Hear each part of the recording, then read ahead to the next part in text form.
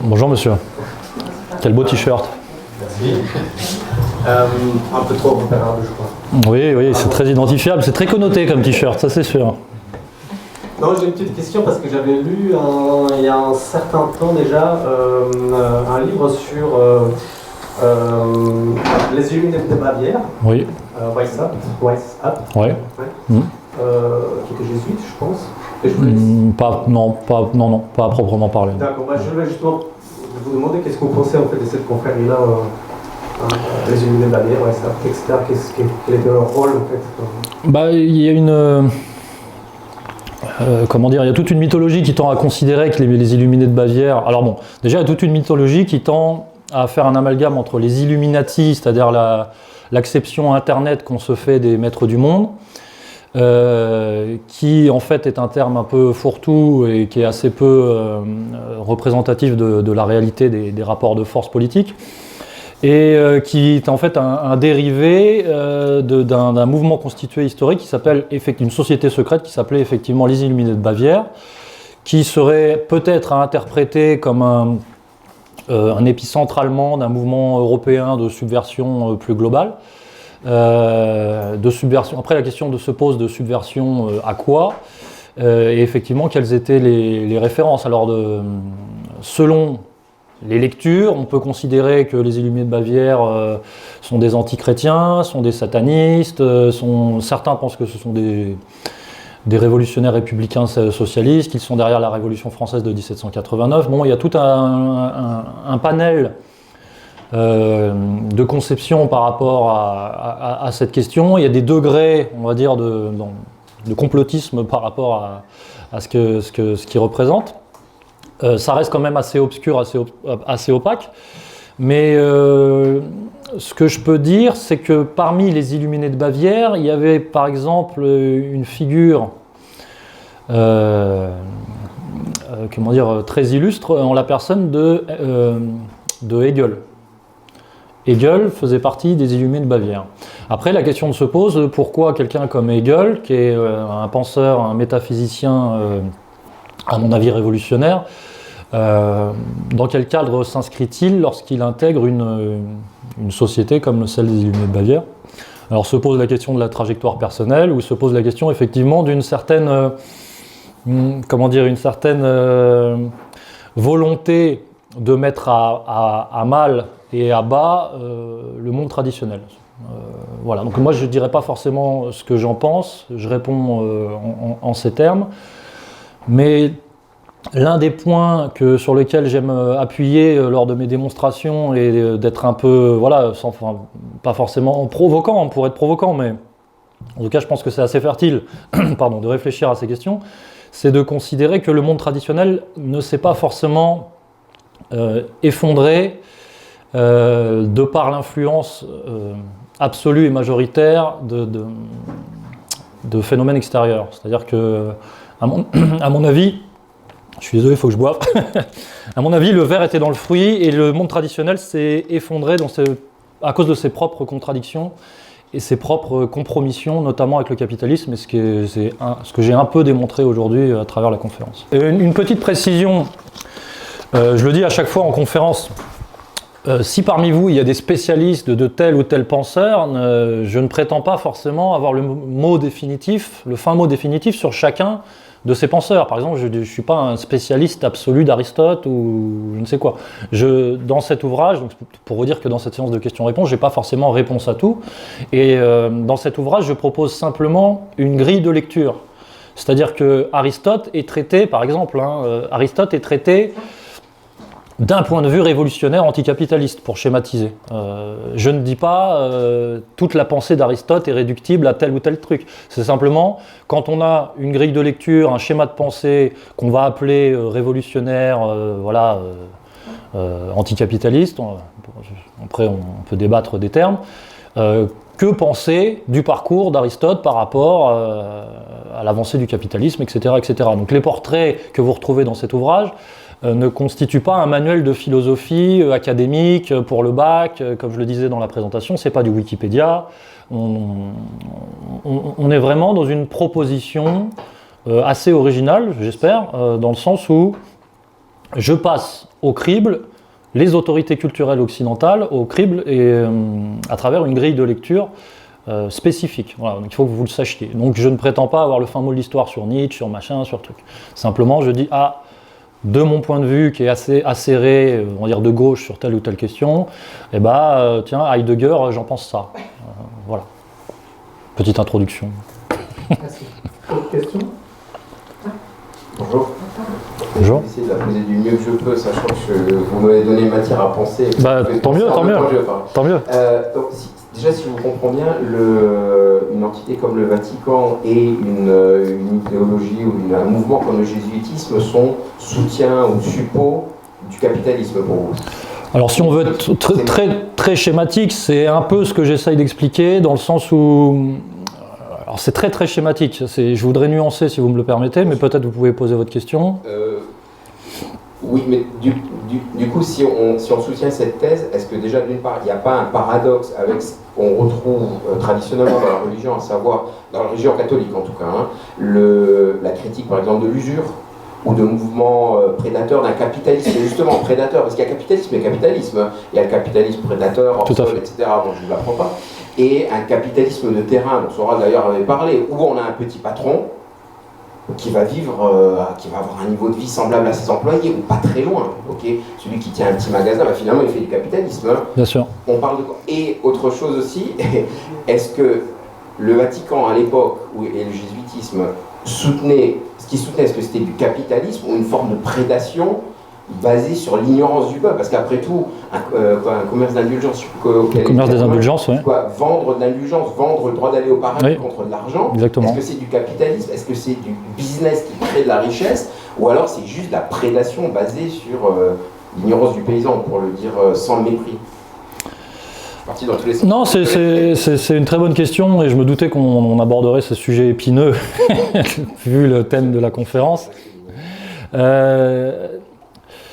Pour reprendre le schéma un peu grossier, mais je ne dis pas ça péjorativement, hein, que vous proposiez au début de votre question, je voudrais le nuancer dans le sens où je ne dis pas que le pouvoir catholique incarné par le Vatican est une entité capitaliste par essence. Ce que j'essaye de démontrer, c'est que d'un point de vue dialectique, il y a une politique d'ajustement et d'accompagnement et d'accommodement avec le capitalisme qui est menée par le pouvoir religieux catholique institutionnel. Et ça s'étudie, et je le fais dans l'ouvrage d'un point de vue, on va dire, épistémologique, à travers les travaux que vont proposer par exemple Saint-Augustin déjà, et principalement saint Thomas d'Aquin, et ensuite effectivement des mouvements constitués comme le jésuitisme, à savoir que ce sont, en fait c'est une trajectoire qui se dessine, qui à mon avis est une trajectoire en parallèle du mouvement capitalistique, mais qui n'est pas par essence capitalistique, si vous voulez, elle ne s'y oppose pas, et elle construit en temps réel ce que j'appelle, je vous dis, un ajustement théologique pour pouvoir garder sa place dans le monde qui vient et qui, a fortiori, va être incarné par des forces de plus en plus capitalistes, elles, effectivement. Je ne sais plus ce que vous m'avez dit tout à l'heure sur lequel je voulais rebondir, mais... C'est pas paradoxal avec le fait que l'Église, au moins en théorie, semblait toujours s'opposer au culte de l'argent facile. Oui, mais bien sûr, mais l'étude de l'histoire, l'étude réelle de l'histoire, et c'est pour ça que je vous encourage à lire le bouquin de Werner Sombart, Le Bourgeois, nous apprend et nous enseigne que, j'ai envie de dire malheureusement ou pas, ça n'a pas été la réalité historique de l'Église. C'est-à-dire que très tôt, c'est-à-dire que dès le 9e siècle, le clergé a une structure économique interne qu'on pourrait qualifier de pré-capitaliste. À partir du 12e, 13e siècle, avec ce qu'on appelle la révolution commerciale italienne, on voit que les ajustements théologiques dont je vous parle, notamment par la question du purgatoire, commencent à être développés par les institutions cléricales. C'est-à-dire que le purgatoire, à mon avis, c'est une lecture, encore une fois, matérialiste, révolutionnaire, machin, que je vous propose. Le purgatoire, à mon avis, est un concept théologique créé pour accueillir les âmes chrétiennes qui vont forcément, comment dire, se fourvoyer, coucher avec le capitalisme qui se développe. C'est-à-dire que réellement, on a cette espèce d'image d'Épinal qui tend à considérer effectivement que l'usure était interdite, et elle était réservée aux juifs et machin, sauf que dans l'histoire du pouvoir catholique, l'émiettement commence très très tôt. Et je vous dis, la question du purgatoire, elle est emblématique par rapport à ça, dans le sens où il est vraiment question d'ouvrir le paradis, c'est ça la question du purgatoire, c'est d'ouvrir le paradis à des âmes compromis, avec la question de l'usure notamment, la question du prêt à intérêt, qui va être ouverte aux chrétiens à partir du XIIe, XIIIe siècle, par rapport à l'émergence de ce nouveau mouvement capitaliste. La question du purgatoire, c'est vous aurez le droit d'aller au paradis, même si vous avez péché sur la question de l'usure.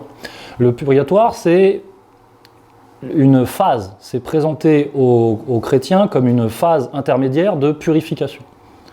Vous irez au purgatoire pour une durée indéterminée, parce qu'effectivement c'est abstrait, mais cette phase a une issue qui sera le paradis.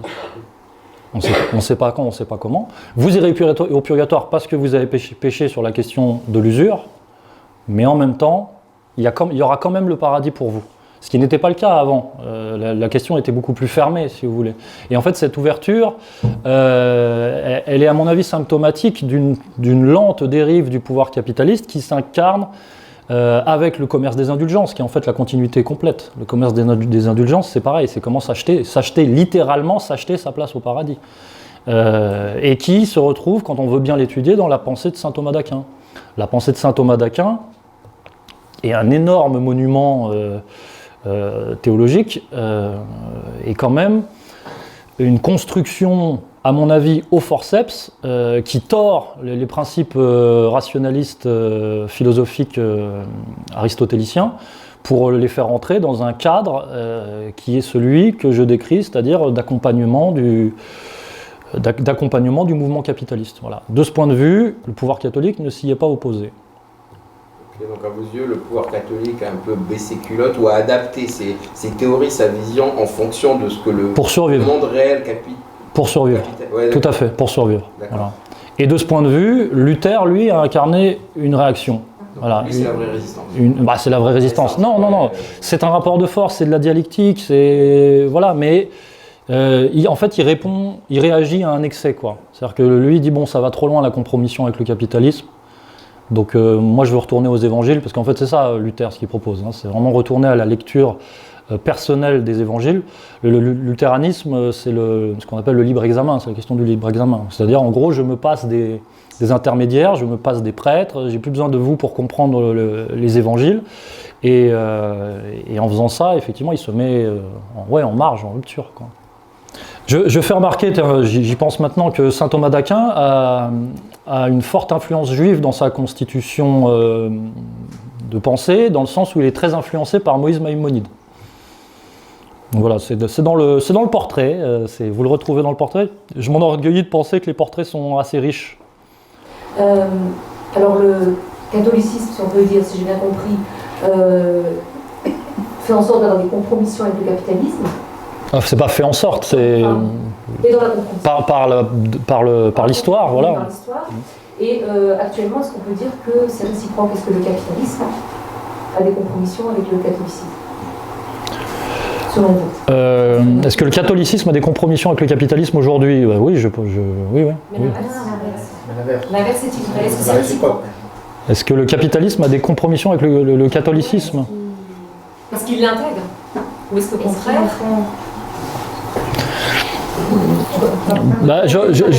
J'aurais tendance à considérer cette question, on va dire c'est le début de ma réflexion, parce que je ne me suis pas posé la question en ces termes, d'un point de vue sociologique, dans le sens où très souvent pour moi, on va dire la frange bourgeoise conservatrice, par exemple la forcerie française, très souvent d'obédience catholique, à mon avis fait continuellement, d'un point de vue politique, le jeu du capital. Elle tombe dans tous les panneaux, pour le dire de manière très concrète, un bourgeois de droite conservateur catholique aujourd'hui, en France est petite pute d'Emmanuel Macron.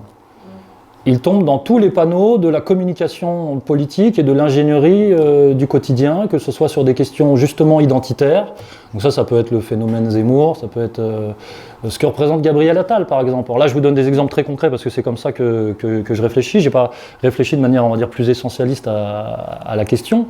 Mais je pense qu'on peut peut-être effectivement élargir la réflexion en temps réel. Je crois que Bergoglio est quand même très contesté. Et par sa lecture, justement, assez altermondialiste, par son positionnement assez altermondialiste. C'est-à-dire que le pape Bergoglio est assez contesté aujourd'hui parce qu'il semble s'intégrer au schéma capitaliste par son altermondialisme, dans le sens où c'est du capitalisme de gauche.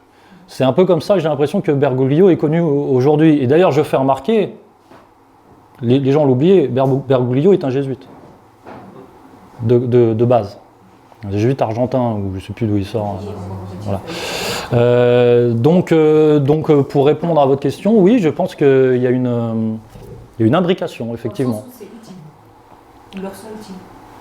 Dans le sens où la résistance anticapitaliste rabique acharnée n'est pas de ce côté-là, à mon avis. Sauf après, bien sûr, il y a tout un tas de rapports dialectiques au quotidien, des individualités, voilà, mais je ne vais pas vous dire qu'aujourd'hui, le Vatican, c'est Marx. Voilà, je ne crois pas. Hein. Merci. Merci pour votre question, à laquelle je n'avais pas forcément pensé. Peut-être un peu tordu. Non, c'est bien, c'est bien. Voilà. Bonjour, pourriez-vous définir un petit peu mieux le capitalisme? Parce que je connais le capitalisme régnant en Allemagne, donc, où le patron s'occupe relativement aussi bien de ses ouvriers, ça fait partie de son entreprise, qui a été étendue en Allemagne, notamment par Hitler, mais aussi après la guerre, et inscrit dans le marbre, puisque en Allemagne on a des lois dans les entreprises qui obligent à distribuer distribuer les bénéfices en grande partie aussi aux ouvriers, qui oblige à une réunion périodique avec un seul syndicat finalement pour essayer de voir un petit peu comment on va distribuer dans l'avenir les augmentations, notamment c'est avec ça qu'ils obtiennent du 6% par an ou tous les 2 ans. Donc ça c'est un capitalisme, je dirais, comme disait Soral, c'est-à-dire où le patron doit s'occuper de son ouvrier. Alors il y a ça, il y a le capitalisme, alors... Je vois très bien, monsieur, je vois très bien. Elon Musk, qui semble être entrepreneurial. Hein. Oui, tout à fait. Et puis il y a des capitalistes qui, selon Forbes, ont 5000 milliards par an, comme les Rothschild. Tout à fait. Alors de quoi parlons-nous exactement? Très bien, je vous remercie pour votre question et nous sommes tout à fait d'accord sur le constat que vous avez fait, mais ça mérite effectivement c'est toujours mieux en le disant. Alors, à mon avis, ce qui définit le capitalisme en termes très simples, c'est 2 principes. C'est le principe d'accumulation et le principe de concentration.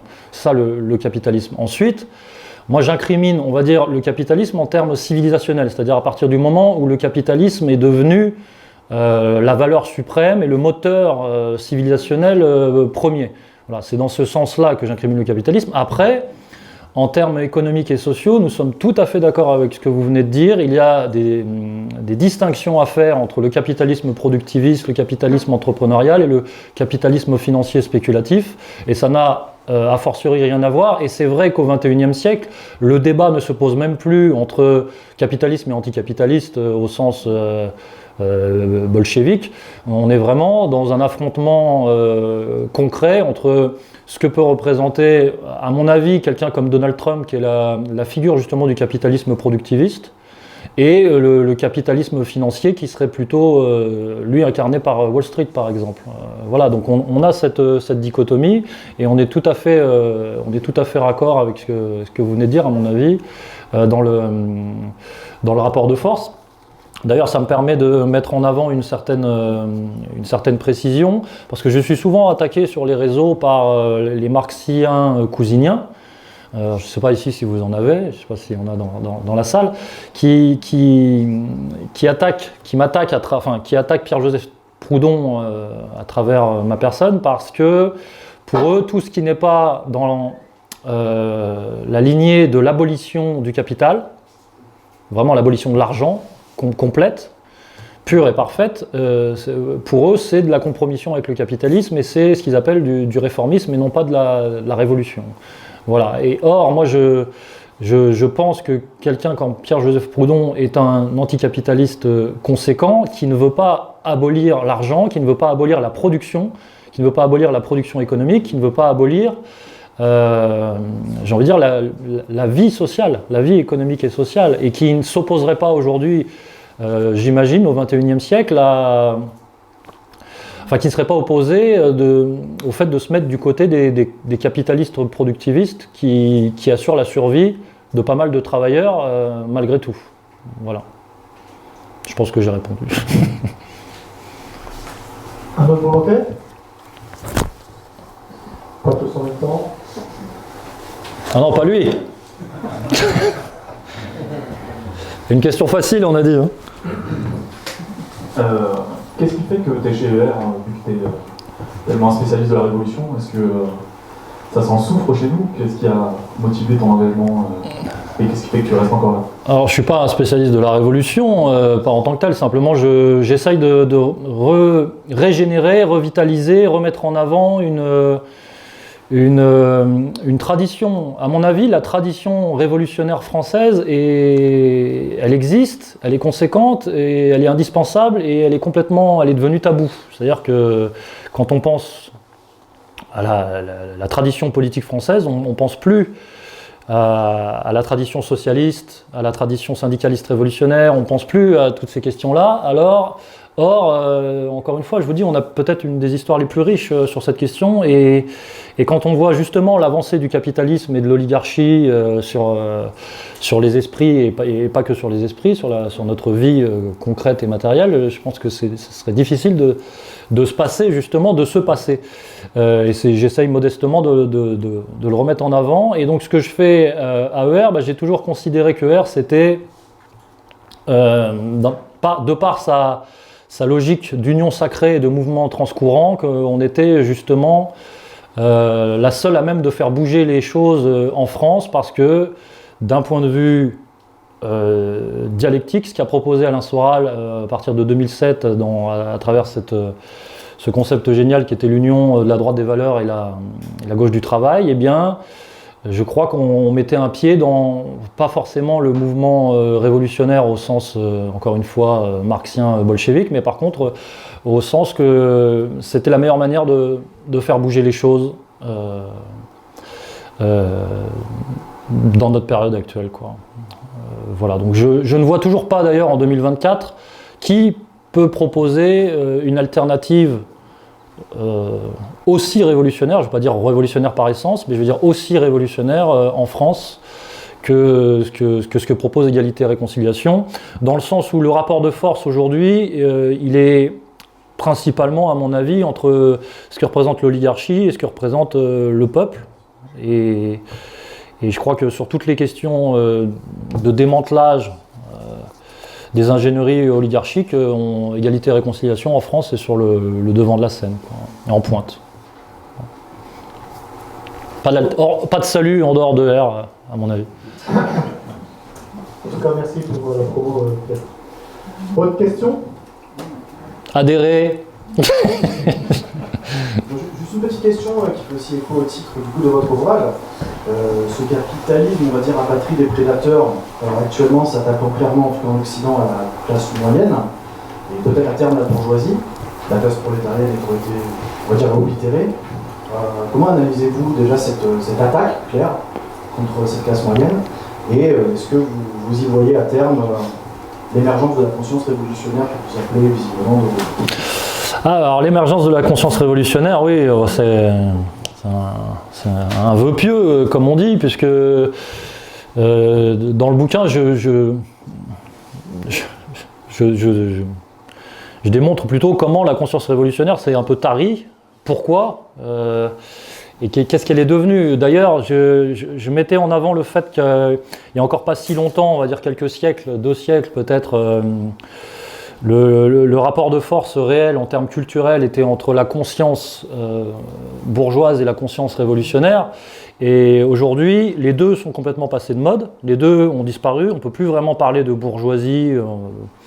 En fait, on a des miettes de bourgeoisie, que ce soit au niveau culturel ou au niveau social. On n'a plus vraiment de bloc bourgeois. Enfin, si, on a un bloc bourgeois électoral, mais bon, on va dire que sociologiquement, c'est assez morcelé. Et aujourd'hui, le rapport de force, à mon avis, en termes culturels, donc il n'est plus entre bourgeoisie et révolution, entre conscience bourgeoise, culture bourgeoise et culture ou conscience révolutionnaire. Il est entre, c'est l'un des apports de mon bouquin, entre ce que j'appelle moi la culture plutocratique, la conscience plutocratique, qui n'en est pas une d'ailleurs, qui est une culture de l'illusion, une fausse conscience, et ce que j'appelle la conscience populaire. C'est-à-dire que, à mon avis, la culture bourgeoise a complètement passé la main à la culture plutocratique dans le sens où la bourgeoisie était là pour gérer le système productif à tous les niveaux, et au niveau culturel, et que par ses compromissions, par ses reniements, et aussi parce qu'elle s'est embourgeoisée, c'est ce que je dis, la bourgeoisie s'est embourgeoisée par son embourgeoisement, par sa volonté de survie par une mort lente. La bourgeoisie a finalement complètement, voilà, je vous dis, elle a donné les clés du camion à ce que j'appelle la plutocratie, qui elle est effectivement la grosse machine qu'on connaît très bien, qui gère directement, j'ai envie de dire, par le complexe militaro-industriel quand on va généralement au bout des choses. Et c'est cette culture-là, culture plutocratique, qui est imposée à nos esprits, je veux dire en termes très concrets, à notre jeunesse, c'est ce qui nous est proposé par la culture de masse, c'est la culture du formatage, c'est la culture industrielle, c'est petit aparté, enfin petite digression, enfin en tout cas petit prolongement de la réflexion. Par exemple, dans cet ouvrage, vous ne trouverez pas de penseurs réellement contemporains, parce que à mon avis, il n'y en a plus, dans le sens où les penseurs des dernières décennies ne sont justement que des émanations du Pentagone. Je dis Chomsky, Fukuyama, Huntington, ce sont les derniers penseurs, soi-disant, qu'on mettait sur le devant de la scène. Et quand on veut bien étudier leur CV et leur parcours, ce sont littéralement des agents de la CIA. Je veux dire, littéralement. Marcuse était un agent de la CIA, voilà, c'est Chomsky, je vous le dis, etc. Donc on est dans une culture beaucoup plus brutale, qui ne favorise pas effectivement l'émergence d'une conscience révolutionnaire. Et la conscience révolutionnaire, à mon avis, a dégénéré, elle est devenue la conscience populaire. La culture révolutionnaire a dégénéré, elle est devenue la culture populaire. Donc ça veut dire qu'il existe encore une culture populaire, mais elle a été coupée de sa dimension politique. Voilà. Donc nous sommes dans une période où finalement la conscience populaire ne demande qu'à devenir révolutionnaire, mais elle a perdu la fibre politique. Et donc c'est le travail qu'on fait avec Égalité et Réconciliation, c'est quand même de rénover, de réactiver, de revivifier la conscience politique dure en France. Voilà. C'était quoi la question de base? C'était ça? Oui, ça, et comment est-ce que vous analysez actuellement cette attaque du capital? Ah oui, sur les classes moyennes. Sur la classe moyenne, puisqu'ils ont déjà liquidé la classe prolétarienne. Il y a la classe moyenne, peut-être à terme, la classe bourgeoise, la question c'est ça. Bah, la classe bourgeoise. Oui, la classe bourgeoise, je dis, de toute façon, elle est déjà dépossédée de ses moyens de production. Il ne reste pas grand-chose. Je vous dis, il reste des bourgeois éparpillés, mais il n'y a plus vraiment de pouvoir bourgeois réellement. Elle finira certainement, vu l'avancée de la crise, et en plus en France, elle finira très certainement par tout perdre, totalement se déposséder à très long terme, on va dire, à long terme. Et pour le moment, je sais pas, j'ai rien à dire, forcément, c'est la classe moyenne qui trinque, on le voit tous. Et si on laisse faire le rouleau compresseur macronien, avec derrière lui la commission Attali, Rothschild, je vois pas ce qu'il en restera, puisque effectivement, on est dans un projet franco-européen de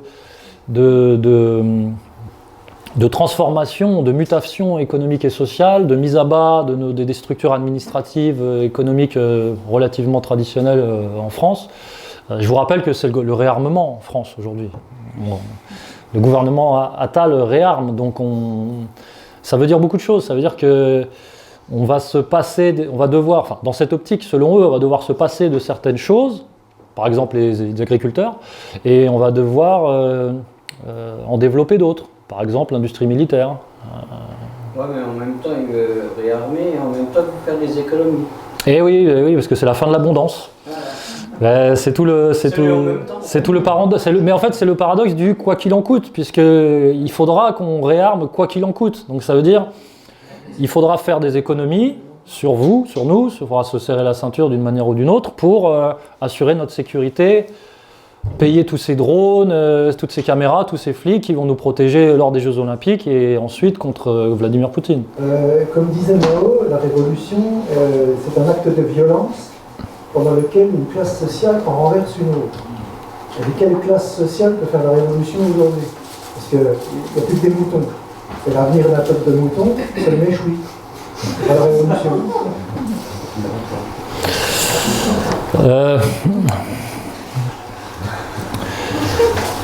À mon avis, il faut s'entendre sur la question de la révolution. C'est-à-dire que qu'est-ce que la révolution pour vous, quand vous me posez cette question? Est-ce que c'est forcément c'est forcément le couteau entre les dents? C'est la nuit des longs couteaux, justement? C'est 1789? C'est Lénine? C'est les bolcheviks? C'est quoi? C'est changer les choses. S'il y a une révolution, c'est que les gens sont plus d'accord avec ce qui se passe et puis qu'il faut que ça change. Après, il y a la question. Après, il faut être très concret sur changer les choses. Changer les choses, ça veut dire est-ce que c'est changer de gouvernement? Est-ce que c'est changer de régime? Est-ce que c'est changer de constitution? À mon avis, en tout cas, moi je fais partie de ceux qui pensent que ce n'est pas délirant d'imaginer une chute du régime dans les années à venir, mais on est assez peu à le penser, et en tout cas moi j'aime réfléchir là-dessus, mais ça ne veut pas dire que ce qu'il en ressortira sera forcément révolutionnaire et que ça sera forcément le fait des révolutionnaires. Le régime actuel peut aussi s'effondrer sous le poids de ses propres contradictions. Et je pense que c'est ce qui risque d'arriver avec la Macronie. Et ça passera par différentes étapes. Et à mon avis, l'une des étapes par lesquelles ça passera, ça sera l'établissement d'un État policier en France, de manière très radicale. Oui, l'État français va s'effondrer, mais il va être immédiatement repris dans le giron de l'Union européenne. Non, ça on n'en sait rien. Non, ça on n'en sait rien, parce que ça dépendra à quel moment, sous quelle forme, ça va dépendre du contexte international. En fait, se poser la question de la révolution aujourd'hui en pensant uniquement à une révolte populaire, c'est se couper de la réalité de ce qui pourrait constituer la révolution de demain, à mon avis, dans le sens où la révolution de demain, elle viendra... pour moi, de la conjonction de la crise sociale, de la crise internationale, et je dis bien la conjonction, c'est-à-dire qu'il faudrait qu'il y ait les trois en même temps, et ensuite de la crise démocratique.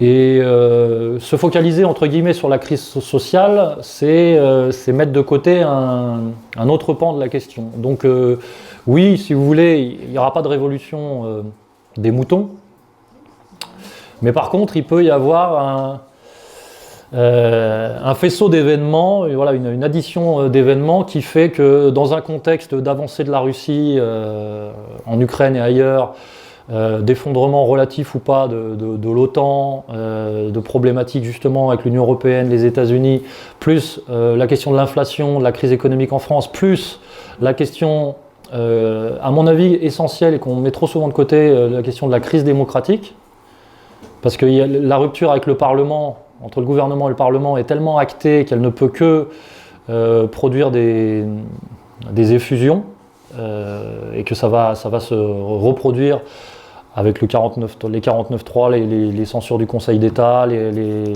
modifications de la Constitution qui sont prévues par la Macronie.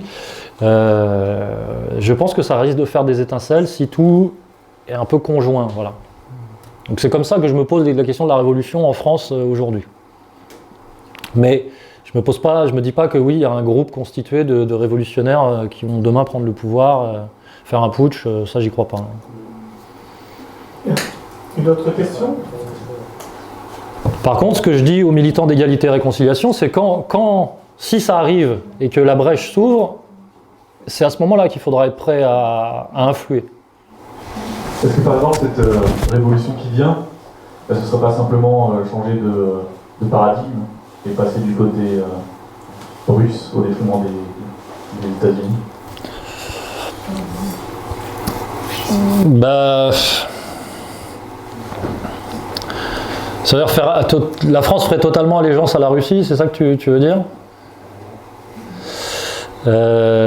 Oui, alors là, ça serait révolutionnaire au vu de l'histoire. Ça serait révolutionnaire au vu de l'histoire. Je ne sais pas ce que je peux répondre à ça. Est-ce que ce changement de paradigme est crédible? Et surtout, est-ce que ça suffira pour qu'il n'y ait pas plus de diffusion? En fait, ce que je pense par rapport à ce que tu décris, c'est que ça peut arriver après.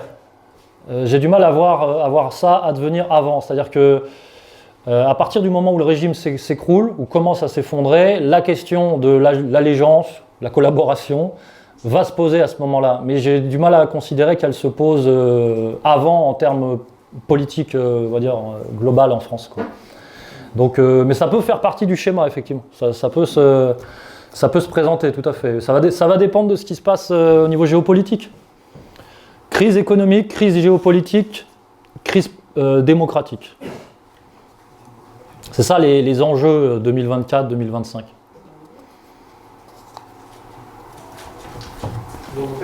Et après, là, c'est en termes très concrets. On a les européennes, dans pas longtemps.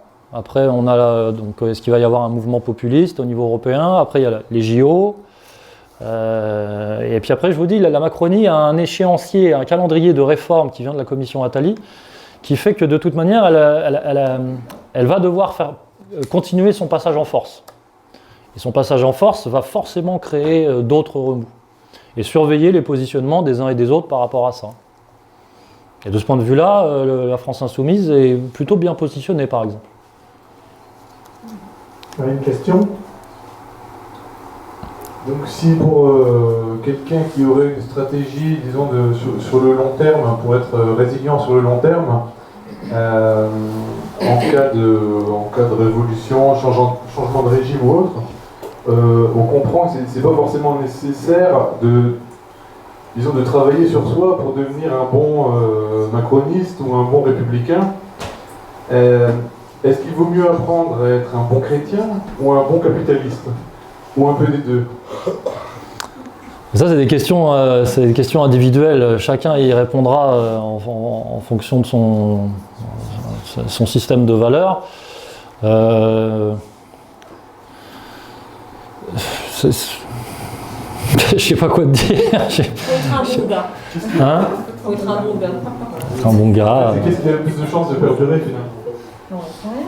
Mais je ferai remarquer que Macron se considère comme un bon chrétien. Ben oui, et je ferai remarquer. D'ailleurs, je vous ai parlé des jésuites. Macron est un jésuite. Brigitte est un jésuite aussi. Non mais attendez, on en rigole. Mais Emmanuel et Brigitte se sont rencontrés dans un établissement jésuite. Et après le scandale de leur rencontre, de leur relation, quand Brigitte a été mutée, elle a été mutée dans un établissement jésuite également. Et je fais une démonstration par rapport à ça, par rapport à la question globale, dans le sens où c'est pas un hasard. Et c'est pas un hasard parce que si vous lisez par exemple quelqu'un comme Voltaire, vous allez vous rendre compte que les accusations de pédérastie et de pédophilie poursuivent les jésuites depuis très longtemps. C'est ce qu'a pas du tout remarqué quelqu'un comme Marion Sigaud, par exemple. Je place une petite quenelle. Et donc le fait que le scandale Brigitte Jean-Michel prenne une telle résonance aujourd'hui, c'est pas à ne pas mettre en lien avec leur idiosyncrasie jésuite. Voilà. Et je vous dis, le pape est jésuite, les Macron sont jésuites. Faites vos recherches, vous verrez que le jésuitisme a une place relativement importante dans l'architecture de domination oligarchique globale. Voilà. Avec une autre communauté. Qui ne sont pas les Indiens, qui ne sont pas les Pakistanais. Qu'attends-tu des élections, les prochaines élections européennes? Est-ce que ça sera plutôt une belle surprise avec peut-être des mouvements entre guillemets nationaux, ou plutôt la confirmation de la soumission complète à Bruxelles? J'en attends pas énormément de choses, mais je constate que, a priori, le RN sera très bien positionné en France. Ça sera, à mon avis, juste voilà, ça sera un marqueur de plus, une brique de plus. J'ai l'impression que les macronistes mettent quand même le paquet pour pas prendre une rouste, donc à force de... Déjà parce qu'ils ont un électorat qui est assez fidèle, et à force de propagande médiatique, je pense qu'ils vont réussir à sauver la face. Ce qui m'intéresse, c'est plus le résultat au niveau européen, parce que j'ai l'impression quand même que depuis l'Europe, enfin Europe centrale, Europe de l'Est, on va avoir un mouvement populiste, une petite vague populiste assez marquée, et c'est plutôt au niveau de la constitution du Parlement européen, vraiment européen, que ça m'intéresse. On va dire du niveau franco-français. Je suis pas sûr que ça ait un impact incroyable, mais par exemple, quand on réfléchit à la révolte des agriculteurs qui a eu lieu il n'y a pas si longtemps que ça, je vous rappelle qu'elle s'est étendue au niveau européen, la révolte des agriculteurs. À Bruxelles, il me semble qu'il y a des agriculteurs qui sont venus de différents pays d'Europe. Et à mon avis, il y a un mouvement de fond, voilà, je vous dis, un peu populiste, qui va devenir politique de plus en plus marqué, qui va s'illustrer par la composition du Parlement européen, et en fait, nous, en tant que Français, on espère la bascule. On espère que la bascule va venir de nous, mais moi j'ai tendance à considérer que une bonne partie de la bascule va venir des autres. Et que si l'Union européenne flanche, ça sera peut-être justement du côté allemand, côté hongrois. Voilà, c'est de ce point de vue-là que je regarde, enfin c'est par là que je regarde pour les élections européennes, même si c'est une étape dans le processus. 25, hein. Pardon ? L'AfD, ils sont à plus de 25%. Voilà, par exemple, il faut voir. Et la question de l'Union européenne, elle est tout à fait liée avec la question de la géopolitique. C'est-à-dire que si effectivement l'armée russe poursuit son avancée, je peux vous dire que la question du bloc européen et sa soumission au bloc atlantiste va réellement se poser, et que ça va créer de gros remous, et notamment au Parlement. Parlement européen, ça va créer de très gros remous. Et on peut imaginer que ça crée de très gros affrontements. Et je ne suis pas sûr que la démocratie européenne, de l'Union européenne, en sorte indemne. En tout cas, c'est à surveiller.